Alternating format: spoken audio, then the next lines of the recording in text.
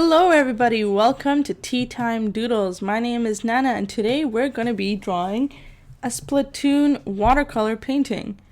Now basically what I'm going to be doing is I'm going to be showing you guys how I started it from start to finish.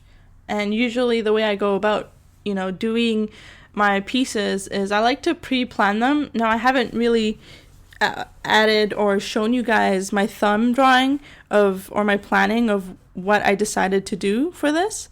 But initially what I did before actually applying the main or starting the main piece was I thought about what I wanted to do. So the subject would be Splatoon, Nintendo's shooter game.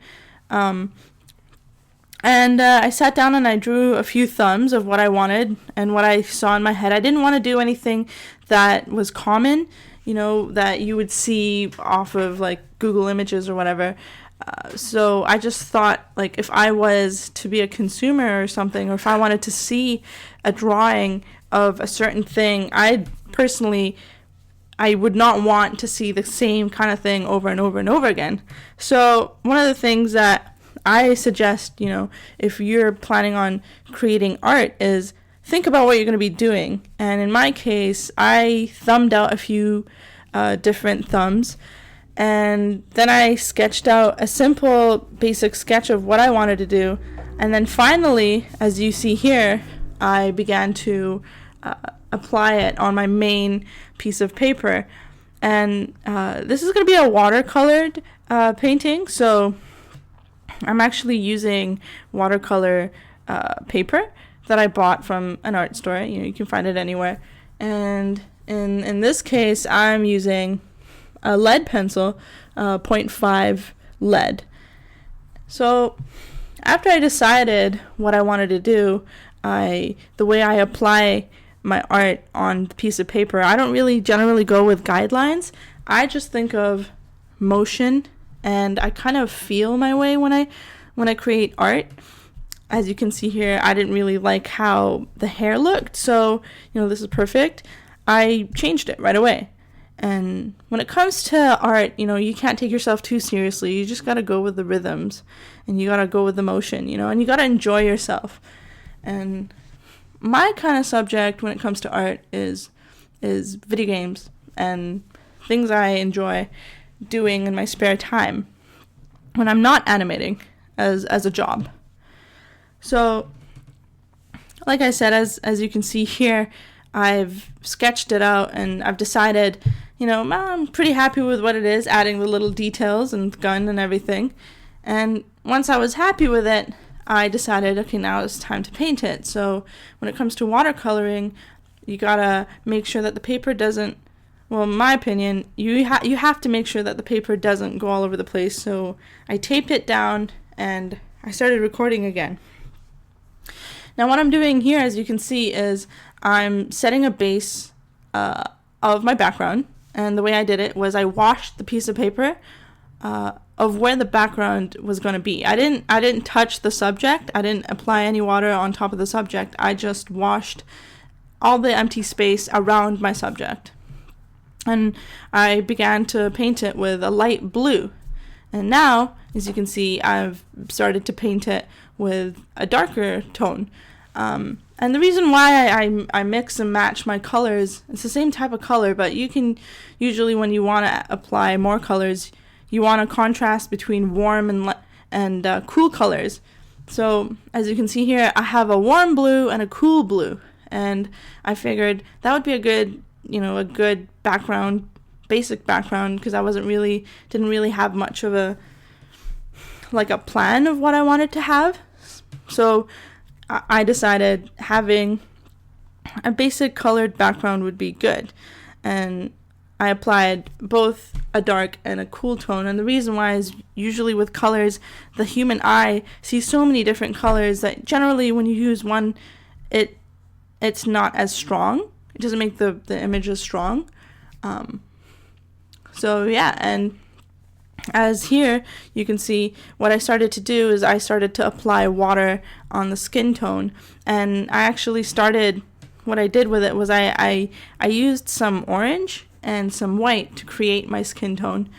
And now I'm just filling out the face and the hands and the legs, and I believe I'm going to be doing the ear. Usually I like to mix and match. I like to experiment with my colors because I don't really like to plan out too much. I feel like it takes away from the spontaneity of what art can be.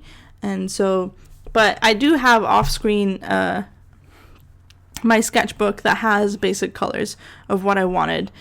No toned, as you can see here. Nothing was toned in my base sketch, but over here I created a darker skin tone, and I started to just shade parts of the body that I thought would normally be shaded. And this is like one of my favorite things to do when I color. Is shading is like one of my favorite things to do. And what I did here was I actually used purple.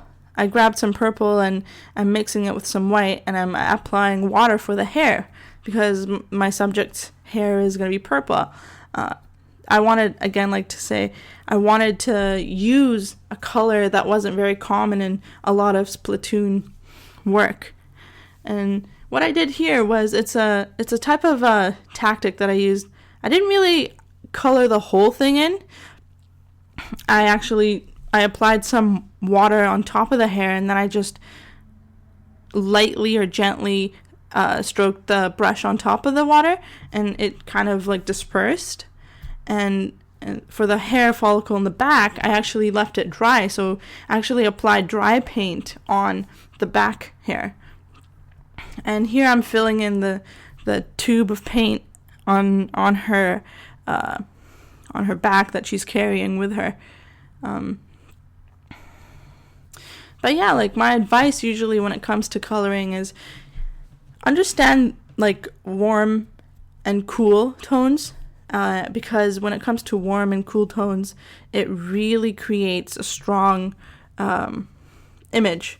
It makes things look really good. And what warm and cool tones is, for instance, warm is something that's like on the darker spectrum, and cool tones are like, blues, yellows. No, sorry, that's blues, purples, kind of like the darker side. And cool tones are like reds, yellows, oranges, so on and so forth. So having that contrast, as you can see, is like I tried to use a lot of warm, like complementary colors as much as possible, because it makes the image look really nice. And as you can see here, I'm sipping on my tea. Seems appropriate. Tea time doodles. And the type of tea that I had was orange pekoe with some milk, pretty standard. Now as for the pants, what I did is just a plain black color. Nothing spectacular, nothing special. I didn't feel like I needed to really, make it that amazing.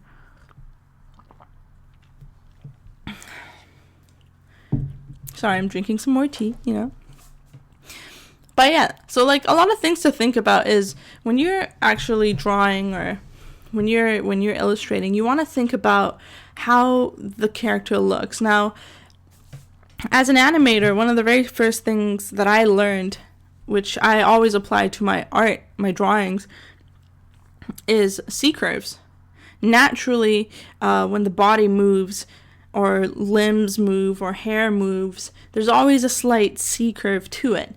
So I don't know if you can really see it in this image, but there's a slight C-curve with her head rolling back, and it starts from the bottom of her foot, which is screen left, and it ends at the top of her head. Kind of a very slight, gentle C-curve, but a backwards. So if you can imagine a C, it would be the backwards of that. And I applied C-curves on her hair, so both her hair, follicles, and her legs.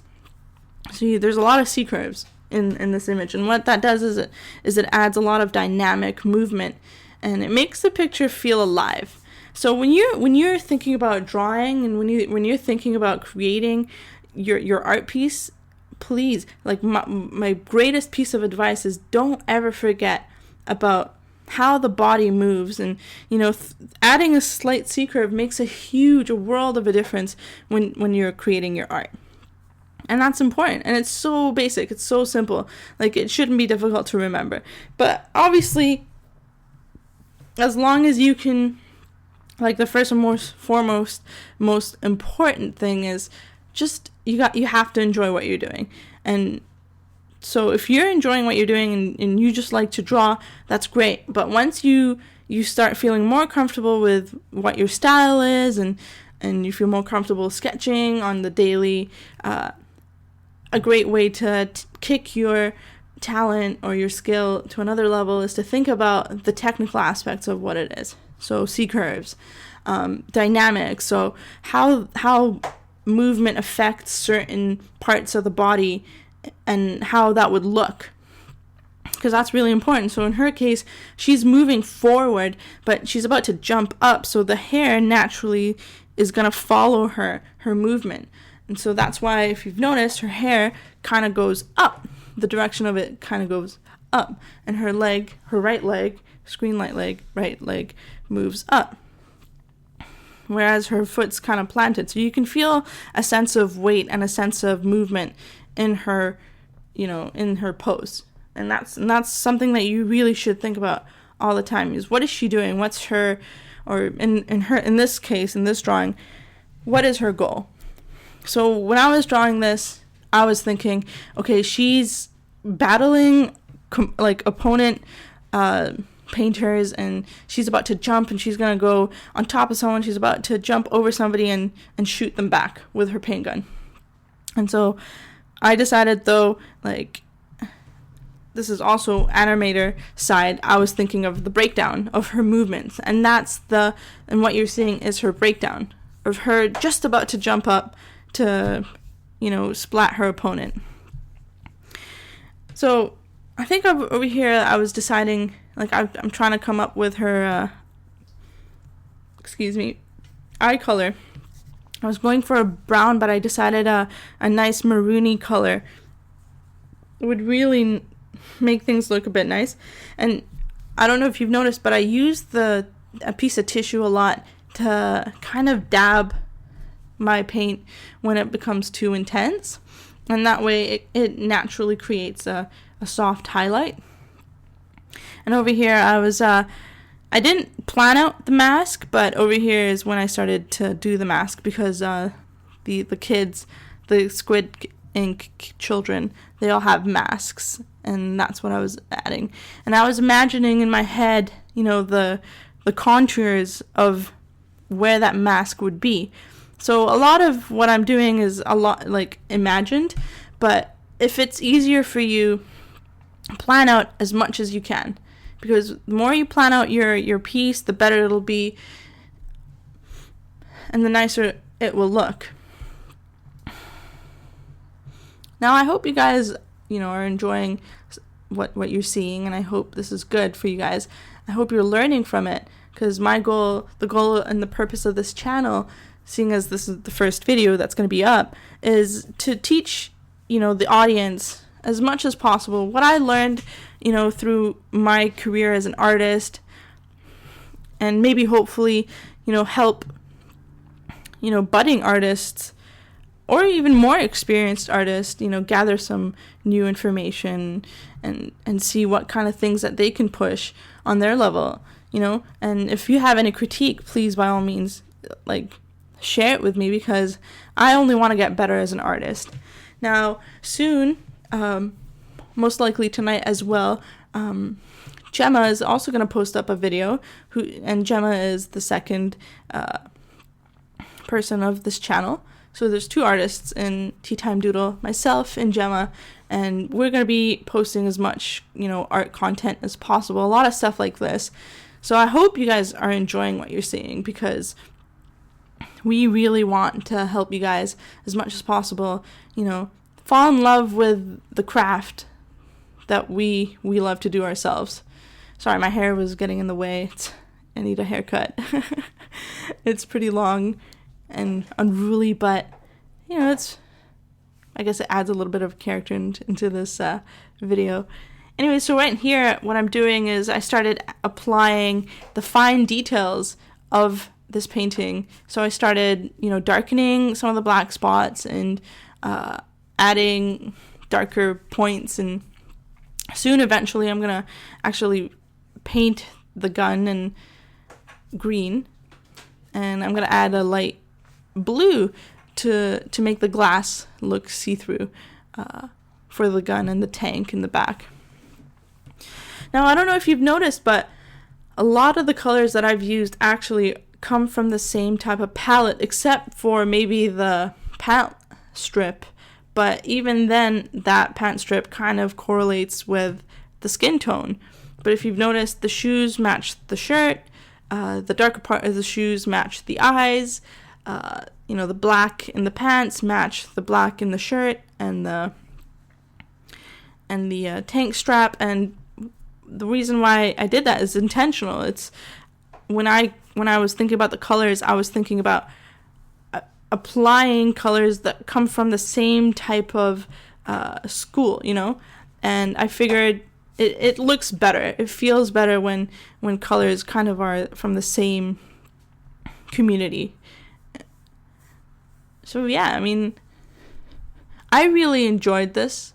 I had a lot of fun. It's been a really long time since I actually did watercolor.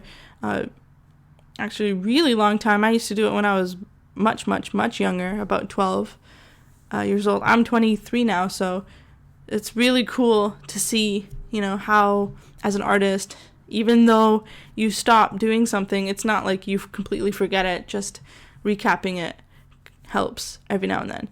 And now finally I decided it's good. I liked the colors. I enjoyed the colors. I liked how it looked. And I began to do the final touch, and that's highlights. So I usually sketch it out, decide what the color scheme is, and then apply shadows and tones, and then once I'm finished with everything and I like what I see, I apply highlights, and that kind of gives it the final touch. And here I decided I wanted to maybe outline a few parts of it. Now you won't see it, but in the end, actually, beyond this video, I decided to outline the entire picture, and that's what I did. So you'll see it at the very end, but I didn't show you guys how I outlined it. But usually I just used a generic Sharpie with a fine point, and I darkened it. So yeah, I wanted to give it a splat, because, you know, Splatoon, and that's how I finished it up, and I wrapped up the piece, and I really hope you guys liked it. So again, welcome to my channel, and I hope you like the content that we will be providing for you guys. My name is Nana, and I hope you all have yourselves a great day. Thank you so much.